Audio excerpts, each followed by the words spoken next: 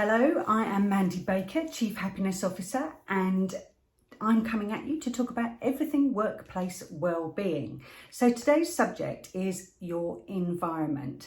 Now, this is a massive factor in well-being, which not everybody thinks about. Everyone thinks about well-being as far as mental health, physical health, all of those things, but there are masses of components about well-being. And with regards to your workplace, environment is a big factor.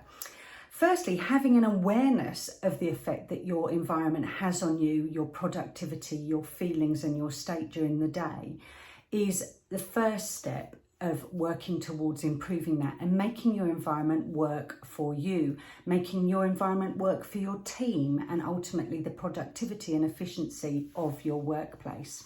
So having that awareness is a great thing. Now, we all know when you immediately think of environment in the workplace, you're thinking about your desk, if you work at a desk. So whether we like it or not, I've worked with people who have absolutely everything all over their desk, and I have worked with people who are incredibly tidy.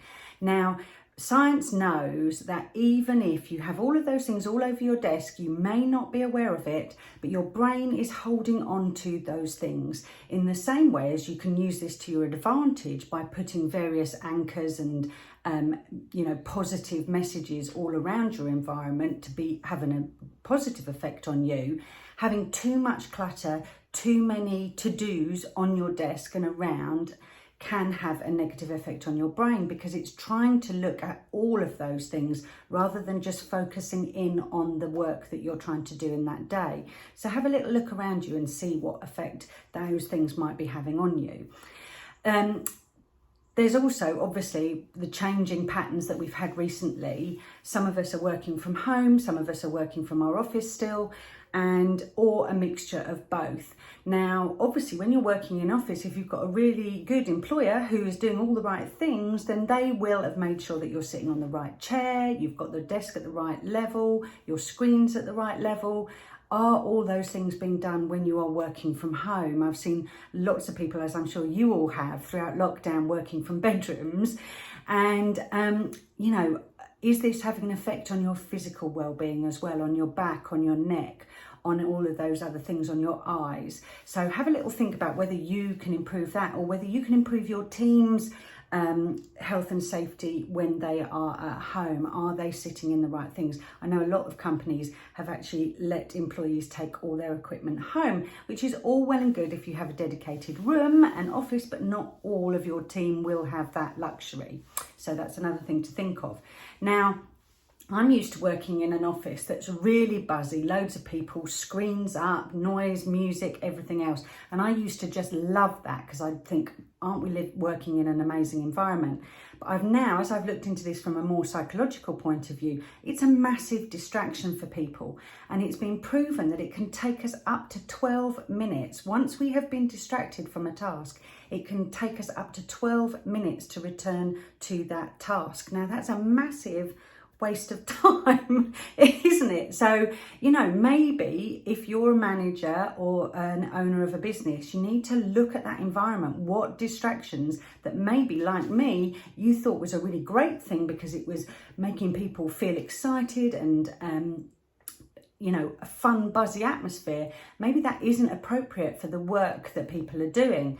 And this also brings up the subject that we are all different and we are all also doing different jobs. People who do creative jobs have to sit and think about projects that they're doing, probably are missing that sociability. They're missing the water cooler moments. They're missing that little chat. You're trying to think of an idea. You haven't got any creative thoughts. You get up from your desk, make yourself a coffee and you have a chat. And suddenly, before you know it, your subconscious has worked and you come back with a really amazing idea. Now, other people who work in more detailed departments, IT, coding, blah, blah, blah, I don't know too much about that stuff because obviously I'm the chatty, sociable part of the team. They may need more peace and quiet. They may need to be on their own in an office, not in open plan. And how much do you think, if you're a manager of a team, how much do you actually think about the work that your team is doing in relation to their environment and their distractions and the way that people interact with them. You know, sometimes people just walk up and start talking to you, which is, for me, love that. But if you're in the middle of something really detailed and important, that's extremely distracting, and then you've got another 12 minutes before you get back to the task in hand. So as a team leader, you need to think about these things of, you know, we're all talking in general about where we work, whether we work remotely or whether we work within an office or factory. But it very much depends on your personality and how you work best, and also the job that you're trying to do. Now, I, as a business owner, have to do lots of different type of jobs. So I vary my environment according to the task in hand. I spend one day in a workplace environment, which I don't know anyone there. Give me time, I will know people there soon. But I use that for when I want to do content and course writing and workshop planning, things that I need to really concentrate and focus on, because I know that I can sit there, and even though I've got lots of things going on, it's a really creative environment and it brings out the best in me. So I use that environment to my benefit. Other jobs, when you need to sort of brainstorm and speak to other people, I come into the office and I know that I've got human contact, and that's where I get the best use of that environment to make me more productive. It makes me more efficient. It makes me better at what I do. Anyway, the big thing is we're all different and we're all doing different jobs. So how do you manage yourself? Are you thinking about your own environment, your own job, your own tasks that you need to do? And if you're a manager or an owner, are you thinking in relation to your team and their environment that is suited to them? So I hope that helps, and I will be back soon with lots more from the Chief Happiness Officer.